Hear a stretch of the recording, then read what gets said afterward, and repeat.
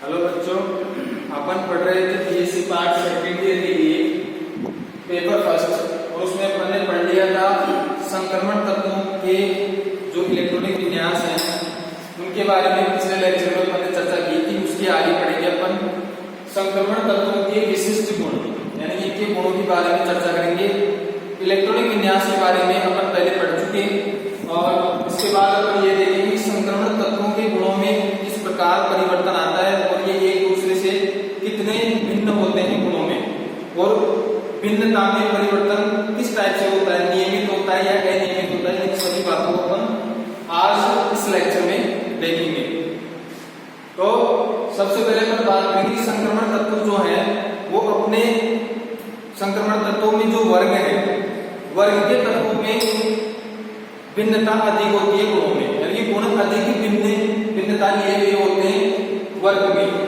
और अगर अपन श्रृंखला की बात करें तो एक ही श्रृंखला के सदस्य गुणों में अधिकतर एक समान होते हैं, यानी कि उनके गुणों में समानता पाई जाती है। लेकिन एक वर्ग की बात करें अपन तो वर्ग में भिन्नता पाई जाती है गुणों में। जैसे प्रथम संक्रमण श्रेणी के अपने पास, उसके नीचे द्वितीय संक्रमण श्रेणी और तृतीय संक्रमण श्रेणी। तो अगर अपन ऊपर से नीचे की तरफ चले, वर्ग की बात करें तो गुणों में अधिक भिन्नता देखने को मिलती है, अधिक परिवर्तन देखने को मिलता है। और एक श्रृंखला की बात करें, चाहे वो प्रथम संक्रमण श्रृंखला हो, द्वितीय हो, तृतीय हो, सभी तत्व अपनी श्रृंखला के सदस्यों से काफी मेल खाते हैं, गुणों में काफी एक समान होते हैं।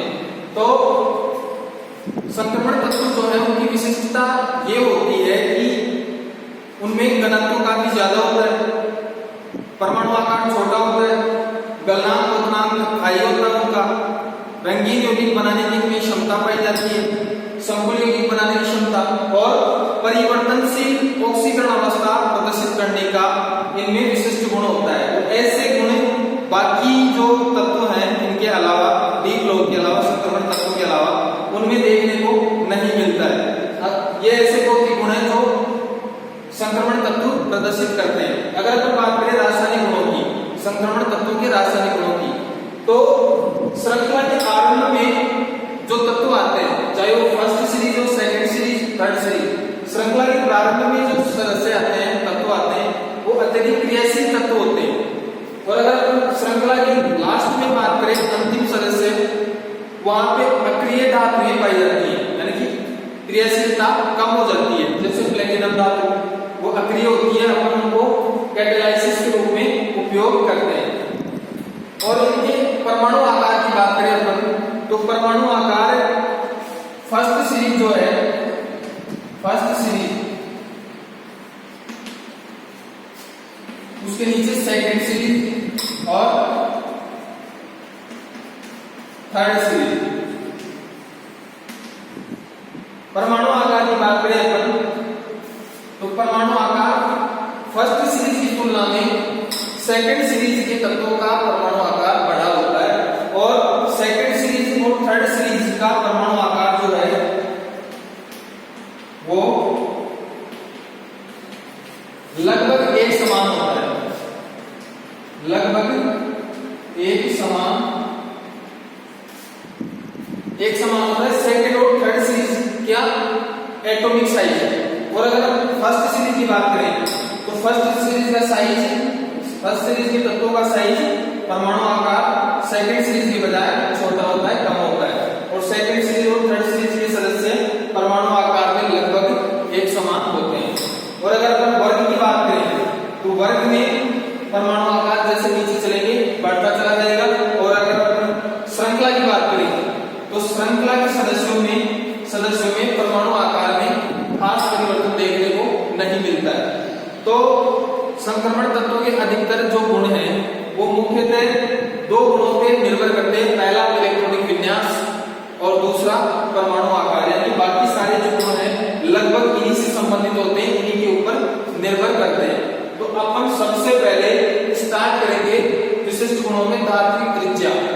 प्रथम फर्स्ट सीरीज पढ़ रहे हैं, फर्स्ट सीरीज के तत्व जो है उनकी धात्विक त्रिज्या, उनमें कैसे परिवर्तन आता है।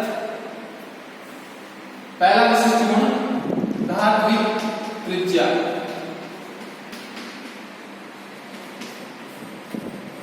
धात्विक त्रिज्या।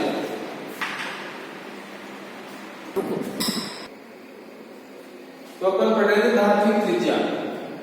धात्विक त्रिज्या इन सभी तत्वों की प्रथम संक्रमण श्रेणी के तत्वों की धात्विक त्रिज्या, और इन सभी के मान दिए हुए हैं अपने को एंगस्ट्रॉम में। 1.65 एंगस्ट्रॉम स्कैंडियम की धात्विक त्रिज्या होती है, टाइटेनियम की 1.47। इनको सभी को देखने के बाद अपने को ये दिखाई पड़ रहा है कि परमाणु संख्या बढ़ने पर धात्विक त्रिज्या में जो परिवर्तन है वो बहुत ही कम देखने को मिल रहा है, लगभग एक समान सा देखने को मिल रहा है। ऐसा क्यों हो रहा है ये देखने की कोशिश करेंगे अपन कि जैसा बढ़ना चाहिए था एटॉमिक नंबर बढ़ने के बाद में धात्विक त्रिज्या, वैसा बढ़ नहीं पा रहा, एंगस्ट्रॉम में मान दिया हुआ अपने को। तो ये इसलिए हो रहा है कि यहाँ पे डी ऑर्बिटल जो है, डी और एस, डी ऑर्बिटल अंदर की तरफ होता है और बाह्य तरफ कोष कौन सा होता है अपने पास, एस कक्षक, एस ऑर्बिटल। तो अपन ये देखेंगे कि जब एक इलेक्ट्रॉन की वृद्धि होती है तो वो एक इलेक्ट्रॉन जाता कहां है, डी ऑर्बिटल में जाता है, और एस ऑर्बिटल में पहले से इलेक्ट्रॉन होते हैं s2, डी ऑर्बिटल में इलेक्ट्रॉन जाता है। तो अब डी ऑर्बिटल में इलेक्ट्रॉन जाने से डी ऑर्बिटल के इलेक्ट्रॉन और एस ऑर्बिटल के इलेक्ट्रॉन के बीच में प्रतिकर्षण होता है, जिसको अपन क्या बोलते हैं, परिरक्षण प्रभाव। यानी कि नाभिकीय न्यूक्लियस जो है उससे परिरक्षण करता है, डी ब्लॉक के इलेक्ट्रॉन परिरक्षण करते हैं इसका बाह्यतम इलेक्ट्रॉनों का, यानी इसकी पकड़ को कमजोर बनाते हैं डी कक्षक के इलेक्ट्रॉन। तो ये होता है परिरक्षण प्रभाव, श्रेडिंग इफेक्ट, श्रेडिंग इफेक्ट। यानी कि एक इलेक्ट्रॉन की जैसी वृद्धि होगी डी ब्लॉक, डी ऑर्बिटल के इलेक्ट्रॉन और एस ऑर्बिटल के, एस ऑर्बिटल यानी कि बाह्यतम ऑर्बिटल के इलेक्ट्रॉनों के बीच में रिपल्सन बढ़ेगा, यानी कि परिरक्षण प्रभाव बढ़ेगा। अब परिरक्षण प्रभाव जो है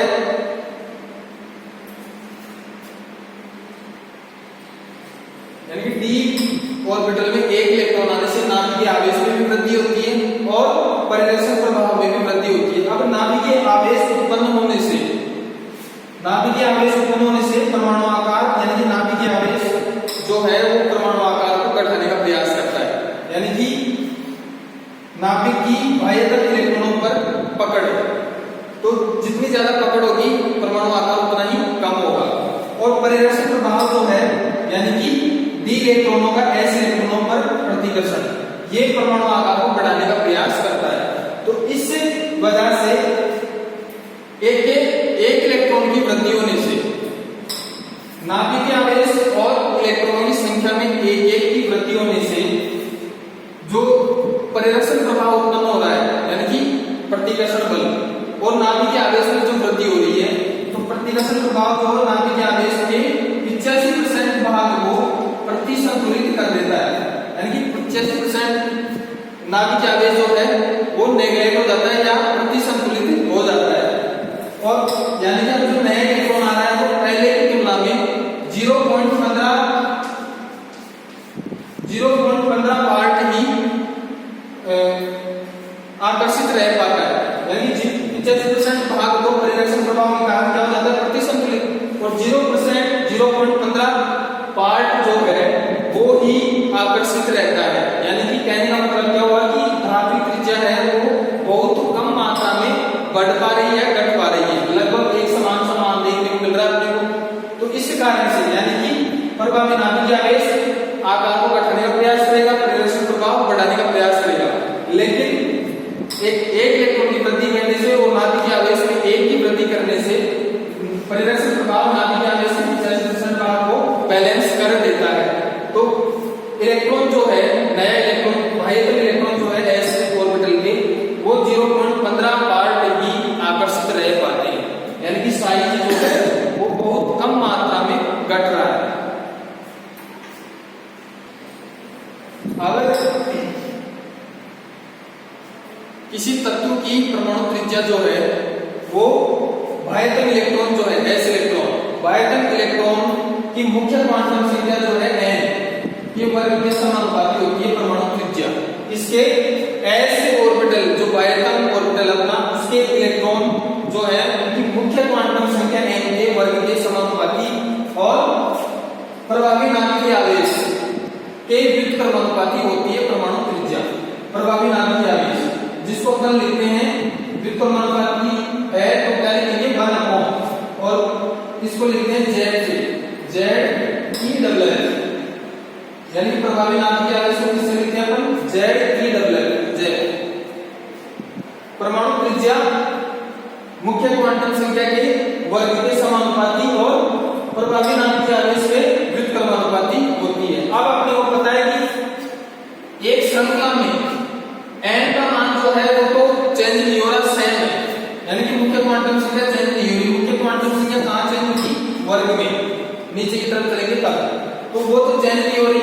और z का मान जो है वो बहुत कम मात्रा में बढ़ पा रहा है, जो भी अपन ने देखा था 0.15, प्रभावी नाभिकीय आवेश 0.15। तो कहने का मतलब है कि परमाणु धातु त्रिज्या या परमाणु त्रिज्या जो है उसमें बहुत कम कमी देखने को मिल रही है, यानी कि 0.15 जो n के बराबर है। अब ये कमी जो देखने को मिल रही है s और p लोग के जो एलिमेंट्स हैं उनकी तुलना में बहुत कम है। तो अब अपन इसकी बात करेंगे। अब अपन बात करें वर्ग के तत्वों की, यानी ऊपर से नीचे चलने पर परमाणु त्रिज्या धातु त्रिज्या किस तरह से चेंज होती है।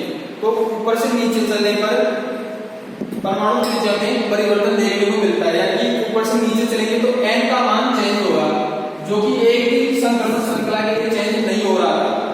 n का मान चेंज होगा, यानी कि n की संख्या बढ़ेगी, तो n की संख्या बढ़ने से परमाणु आकार बढ़ेगा। तो अब लेकिन प्रत्येक वर्ग में ये वृद्धि भी एक समान देखने को नहीं मिलती है, यानी कि प्रत्येक वर्ग में अलग अलग टाइप से वृद्धि देखने को मिलेगी। और एक वर्ग में ऊपर से नीचे आने पर परमाणु साइज बढ़ेगा, इसकी वजह से n की वजह से मुख्य क्वांटम संख्या का मान बढ़ रहा है। तो अब ये फर्स्ट सीरीज थी अपनी, फर्स्ट सीरीज, इसके बाद आती है सेकंड और उसके बाद थर्ड सीरीज। अब फर्स्ट और सेकंड सीरीज के तत्वों की त्रिज्या के अंतर की अगर अपन बात करें तो फर्स्ट और सेकंड के बीच में त्रिज्या अंतर होता है 0.1 एंगस्ट्रॉम। 0.1 त्रिज्या अंतर है, यानी कि फर्स्ट सीरीज के तत्वों की त्रिज्या और सेकंड सीरीज के तत्वों की त्रिज्याओं का अंतर कितना निकल के आता है? लगभग 0.1 एंगस्ट्रॉम। और अगर अपन बात करें सेकंड सीरीज और थर्ड सीरीज के तत्वों का त्रिज्या अंतर, वो होता है लगभग 0.02 एंगस्ट्रॉम। तो अपने को देखने से पता चल रहा है कि त्रिज्या अंतर किन श्रेणियों में अधिक है। फर्स्ट और सेकंड सीरीज जो है उनका त्रिज्या अंतर ज्यादा होता है सेकंड और थर्ड के बजाय, यानी कि सेकंड और थर्ड के बीच में त्रिज्या अंतर बहुत कम है 0.02 एंगस्ट्रॉम। फर्स्ट और सेकंड सीरीज के बीच में त्रिज्या अंतर 0.1 एंगस्ट्रॉम, जो कि काफी अधिक माना जाता है या होता है। अब तो फर्स्ट और सेकंड सीरीज के तत्वों की जो परमाणु आकार है उनमें काफी चेंज देखने को मिलता है। सेकंड सीरीज के तत्व जो हैं वो बड़े होते हैं फर्स्ट सीरीज की तुलना में, और सेकंड और थर्ड सीरीज के तत्व जो हैं उनका परमाणु आकार लगभग एक समान होता है। अब बात करें अपन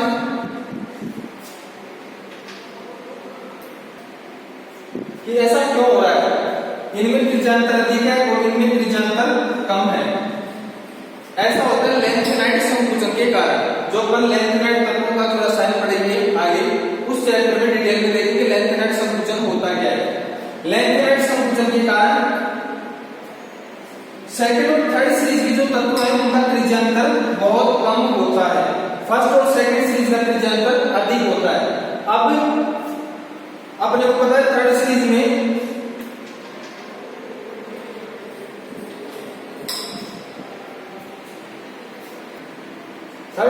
लेंथेनाइट के बाद में 14 तत्व आते हैं जो लेंथेनाइट श्रृंखला के होते हैं।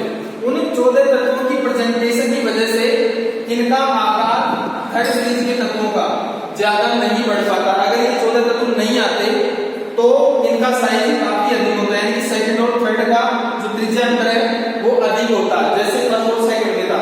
तो इनका कारण ये माना जाता है लेंथेनाइट संकुचन, यानी कि 14 तत्व आते हैं थर्ड सीरीज में लेंथेनाइट के बाद में लेंथेनम और एम के बीच में जो 14 तत्व आते हैं लेंथेनाइट श्रृंखला के, उनकी वजह से सेकंड और थर्ड सीरीज के बीच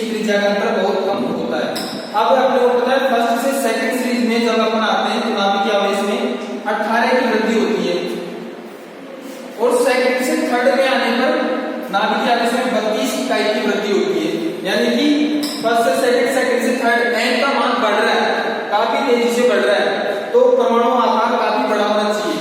लेकिन यहाँ पे नाभिकीय आवेश में भी उसी गति से वृद्धि हो रही है, जिसकी वजह से नाभिकीय परमाणु आकार में काफी कम परिवर्तन देखने को मिलता है, यानी कि n का मान थर्ड सीरीज में आते हैं तो बढ़ रहा है, लेकिन उसी के मुकाबले सेकंड से थर्ड में आ रहे हैं तो नाभिकीय आवेश भी बहुत अधिक तेजी से बढ़ रहा है। फर्स्ट से सेकंड में आते हैं तो नाभिकीय आवेश में 18 इकाई की वृद्धि, लेकिन सेकंड से थर्ड में आते हैं तो 32 इकाई की वृद्धि। तो कहने का मतलब परमाणु साइज में खास फर्क देखने को नहीं मिलता है। तो अपना धातु त्रिज्या जो है वो अपने देख ली, उसके बाद में सेकंड विशिष्ट गुण की बात करेंगे अपन, घनत्व, डेंसिटी, संक्रमण तत्वों का घनत्व।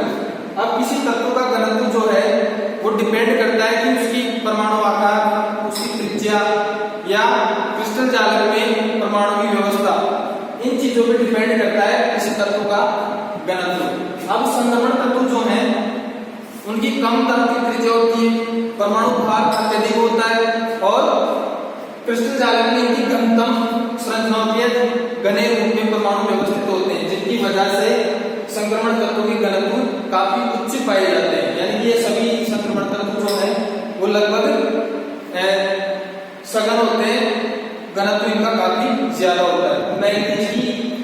मैग्नीज का घनत्व उतना नहीं होता जितना होना चाहिए। उसका रीजन क्या है? 3D फाइव विन्यास, अर्धपूर्ण विन्यास जो है इसको इसका कारण माना जाता है कि इतना सघन नहीं होता जितना कि होना चाहिए 3D5 अर्धपूर्ण विन्यास के कारण।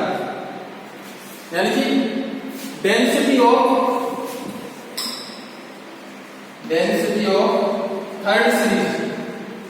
थर्ड सीरीज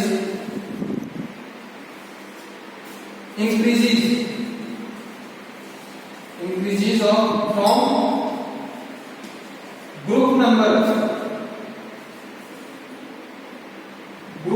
थर्ड से ग्रुप 11, यानी कि प्रथम संक्रमण श्रेणी में डेंसिटी का मान बढ़ता है। कहां से? ग्रुप नंबर थर्ड से ग्रुप नंबर 11 तक, यानी स्कैंडियम से कॉपर तक, स्कैंडियम से कॉपर तक डेंसिटी बढ़ती है। कारण क्या था?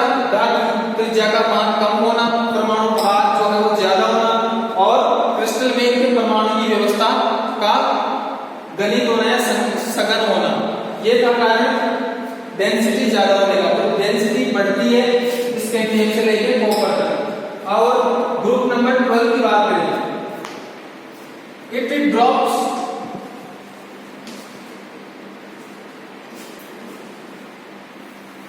ग्रुप नंबर 12, ग्रुप नंबर 12 में 3 तत्व जिंक, कैडमियम और मरकरी। यहां आने के बाद घनत्व जो है वो कम हो जाता है। उसका रीजन क्या है? इनका परमाणु आकार बड़ा होता है, ज्यादा होता है। तो परमाणु आकार बड़ा होने की वजह से डेंसिटी जो है वो ड्रॉप होती है, कम होती है, घनत्व कम होता है जिंक का, कैडमियम का और मरकरी का। डेंसिटी जो है वो ग्रुप नंबर 12 के लिए जिंक, कैडमियम, मरकरी कम होता है डेंसिटी का मान, क्योंकि डेंसिटी इक्वल होती है डेंसिटी मास बटे वॉल्यूम, मास बटे वॉल्यूम। तो ये जो ड्रॉप हो रही है डेंसिटी किसी वजह से हो रही है? ड्यू टू लार्जर साइज, परमाणु आकार बढ़ता है जिंक, कैडमियम और मरकरी का, या अपन ये कहें परमाणु आकार बड़ा होता है तीनों तत्वों का।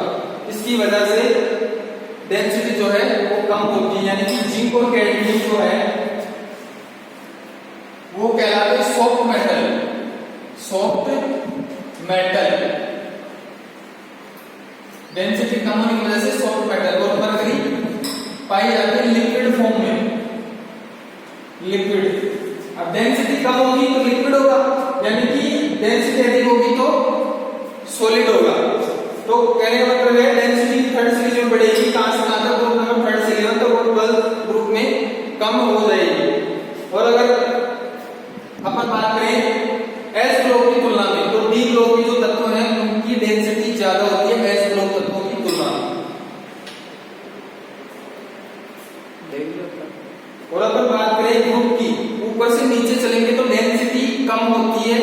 कारण क्या उसका, क्योंकि नीचे की तरफ चले तो साइज बढ़ता है, परमाणु आकार बढ़ता है, तो डेंसिटी क्या होगी, घटेगी। यानी नीचे चलेंगे साइज बढ़ रहा है, वॉल्यूम बढ़ रहा है, तो डेंसिटी क्या होगी, कम होगी। और अगर अपन बात करें सबसे अधिक घनत्व की, यानी सबसे अधिक घनत्व किन एलिमेंट्स का होता है, तो दो तत्वों का होता है, ओस्मियम और इंडियम। ओस्मियम और इंडियम पीरियोडिक टेबल में, पूरी आवर्त सारणी में सबसे ज्यादा घनत्व इन ओस्मियम और इंडियम का होता है। तो ये थी अपनी चर्चा डेंसिटी के बारे में, घनत्व के बारे में। अगला अपना पॉइंट होगा गलनांक। तीसरा विशिष्ट गुण होगा संक्रमण तत्वों का गलनांक, और उसकी चर्चा करेंगे अपन अगले लेक्चर में।